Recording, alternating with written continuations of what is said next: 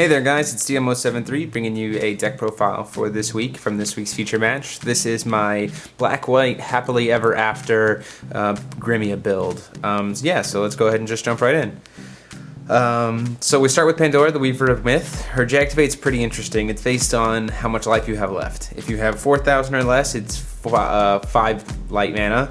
3,000 or less, it's 4 mana. 2,000 or less, it's 2 mana. And if your life is 1,000 or less, it's 0. So that indicates automatically that you kind of want to be okay with your life getting low, which I think is a really interesting mechanic.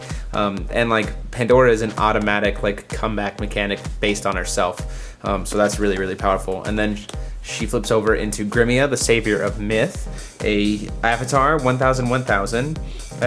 Whenever it attacks, you get to search your main deck for a J Resonator edition and put it on there. Usually Ragnarok, but there are some other ones that are out there.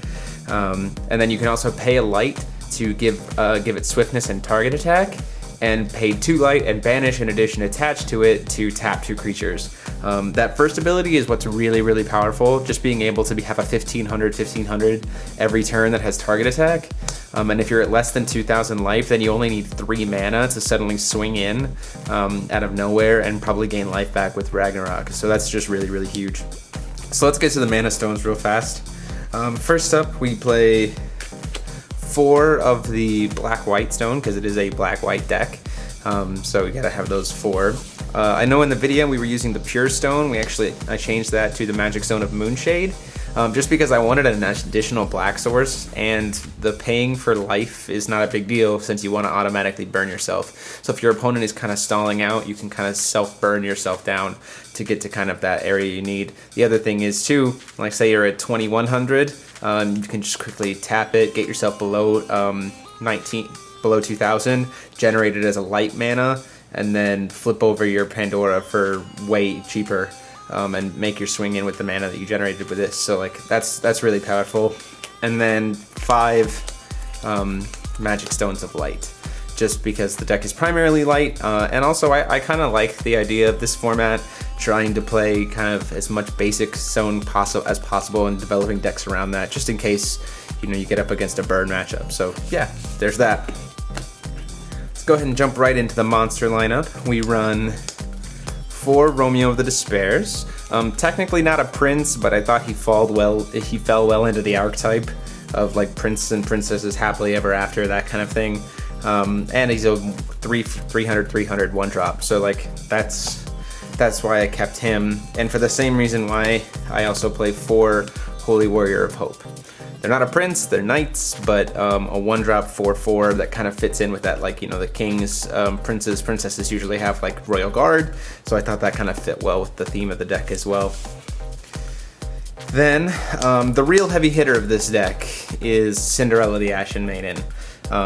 Nightmare human, so technically, again, not a princess, but I mean, it's Cinderella, so that's fine with me.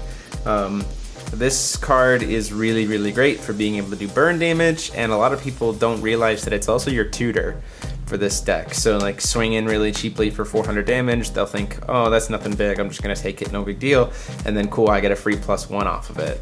Search for any prince in my deck. That before MPR, there wasn't a lot of prince targets to search for, but now with MPR, there's some really powerful search targets that you can use with Cinderella.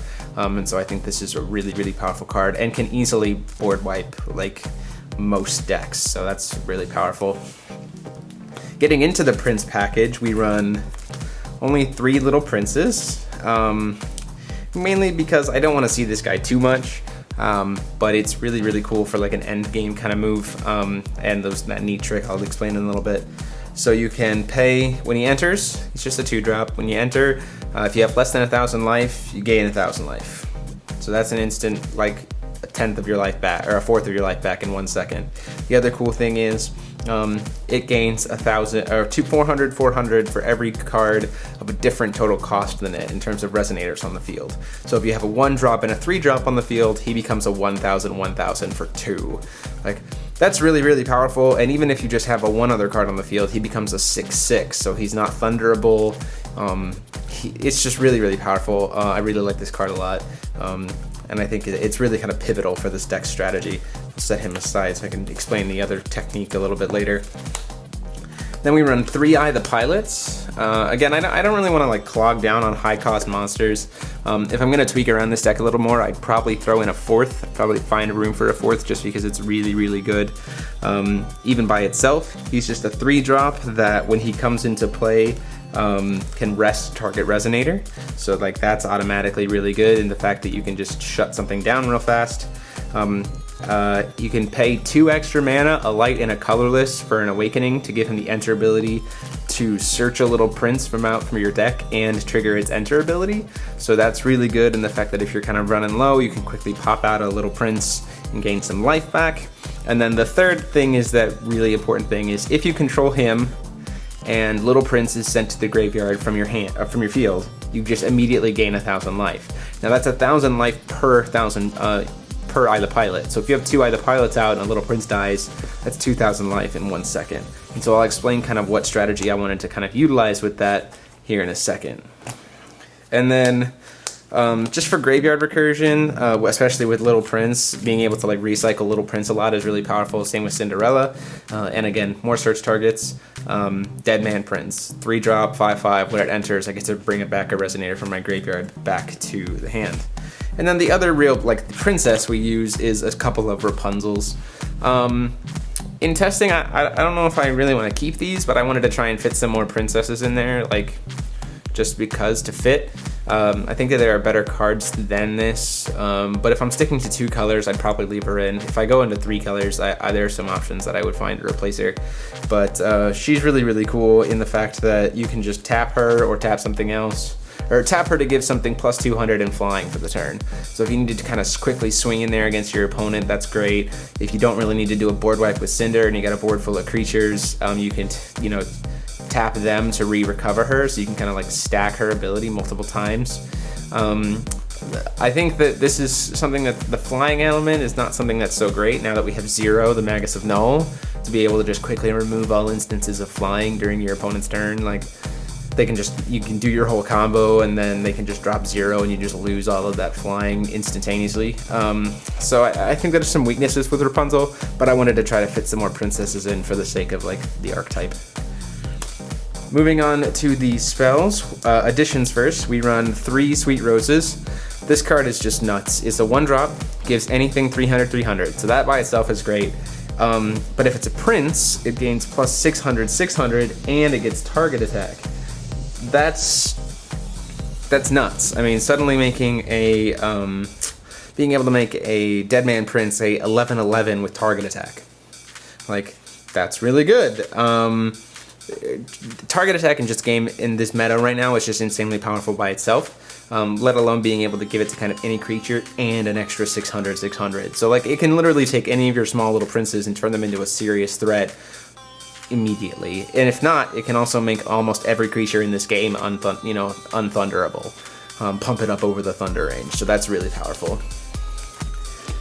Next, just for some protection, a couple of Breath of Gods, being able to just kind of negate, something from getting hit, and then drawing a card is always really good, especially since Grimmia is something that's going to be on board a lot. We want to be able to keep him safe so that I don't get wrecked by that.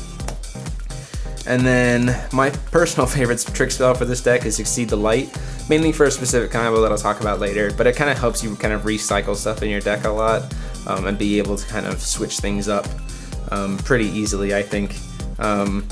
It says when target Resonator you control is sent to the graveyard this turn, you can search your deck for a Resonator that's the same total cost and then put it onto the field. Doesn't have to match the attribute concept at all, just has to have the same total mana cost. So like 2 for 2, 3 for 3, 4 for 4, 1 for 1, that kind of thing. And then you just shuffle your main deck. So being able to bring out a creature from the board, from the deck, is really, really solid, and it plays really well into a strategy, a technique, kind of a trick that I'll show in here in a little bit. You kind of already got to see in the video, but I'll showcase it a little bit more in a second. Then, the big heavy hitter card for Ragnarok. I want to run 4 because I always want to have multiple search targets for Grimmia, as well as being able to throw it onto one of my other creatures as well. It's a little bit high to be able to commit that much, because most of the time you're going to grab it with Grimmia and it's a 3-drop. But still, being able to do 500/500 and get that life gain in can really swing a game around.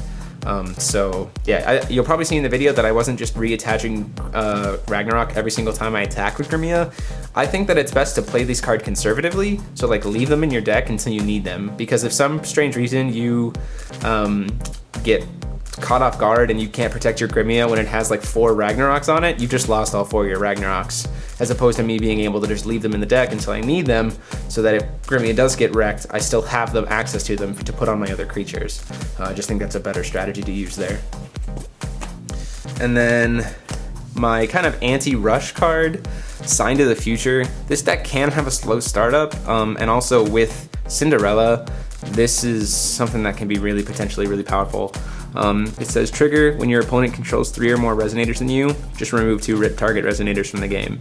So you can just, if your opponent's really going ahead, or if, you know, after a Cinder play, they still have a bunch of really big creatures on board that you need to get rid of, you can just use Sign to the Future and just make that happen. Just get them off the board. Either way, it's really, really powerful for a really, really low cost. Probably is going to go in the side deck if I change this deck at all, but I think it's a really solid card that needs to be in a lot of light decks right now. If not in the main, then definitely in the side. Probably the most powerful addition I've ever seen, Bind of Gravity right now, especially for a one drop. Just rest added Resonator, and then it can't recover during the recovery phase. And then the person who owns Bind of Gravity, so me, I can pay 3 to recover added Resonator. So here's what you can do. If you have a way to quickly change things up, you can just attach it to one of your creatures and unrest it, swing in with it, pay 3 and bring it back, and do that again. So there's some pretty neat tricks, but at the same time can also be an instant, just 1-drop, quick lock down one of your opponent's creatures and not have to worry about it. So that's really powerful. And then the kind of last thing is just 4 Stoning to Death for just spot removal with black. So things to think about there. That's my dog. Sorry about that. That's my dog. Yeah, just 4 Stoning to Death, pretty stable in any black deck in order to be able to just do some quick spot removal. So yeah, that finishes that up. But to kind of show you case this kind of trick that I was talking about, it really focuses around 4 cards. So Cinderella, Eye the Pilot, Little Prince, and Accede the Light. So if you have any combination, like this combination of 4, you're gonna get a huge plus. You can have Cinderella and Eye the Pilot on board, and Little Prince. So have these creatures on board. Use Accede the Light on Little Prince, and then immediately banish him with Cinderella. You'll gain 1,000 life with Eye the Pilot, and then you'll be able to go into your deck and bring out another Little Prince with Accede the Light's effect, which you can then immediately banish again with Cinderella and gain another 1,000 life. So just in one fell swoop, you just gained half your life back. That's really, really powerful. And it's even more so if you happen to have 2 Eye the Pilots on the board, because suddenly you're getting 2,000 each time you vanish, so that's a potential 4,000 life. Played a game the other day where I was actually already at 4,000 life, and I had this setup go, and I actually went up to 8,000 life for the game. Like, that's hard for any deck. That's hard for any deck to be able to do that much damage, let alone even a burn deck, that's hard for them to do that much damage. And the fact that I still have all my recovery options still in deck and I'm just waiting you out puts me in a really good position for this game. So yeah, that's the deck. Hope you guys like it. Feel free to let me know what any kind of tweaks you would make, what kind of things you think should be added in, taken out, what your take on it is. And until next time, guys, feel free to like, comment, and subscribe. And this is DMO73 signing off.